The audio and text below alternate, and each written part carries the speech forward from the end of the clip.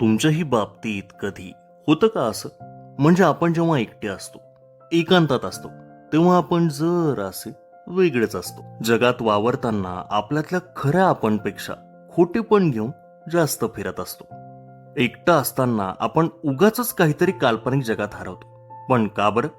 ते कदाचित आपल्यालाही माहिती नाही. पण कसला तरी संबंध कुठेतरी लावू पाहतो. म्हणजे असं की आपल्या आयुष्यात दोन वेगवेगळ्या ठिकाणी असलेली माणसं, ज्यांचा परस्परांशी काहीही संबंध नाही, तरीही आपण त्यांना आपल्या काल्पनिक नाटकात एखादं पात्र देऊन ओळख घडवून आणतो. त्यातल्याही पुष्कळ वेळा आपल्या स्वतःच कौतुक किंवा कधीही न केलेली कर्तबगारी निर्माण करणारी एखादी एकांकिका आपण तयार करत असतो. खरं बघायला गेलं तर त्यातल्या अगदी 5% हे आपण वास्तवात नसतो. पण तरीही खोटेपणाचा एक मुखवटा घालून त्याच काल्पनिक जगात आपण वावरत बसतो. कधी कधी तर कल्पनांची एखादी वेबसिरीज तयार होईल, इतक्या खोलवर जाऊन आणखी एक पात्र जोडून मनातल्या मनातच सीन क्रिएट करत असतो.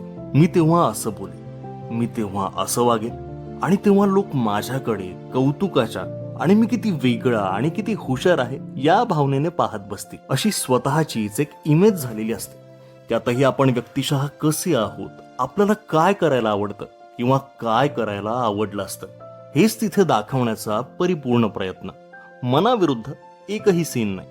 थोडक्यात काय तर आपल्याला आपल्या काल्पनिक कथेमधला हिरो किंवा हिरोईन होण्याचा क्षणिक आनंद वारंवार घ्यायचा असतो. एवढंच काय ते सत्य.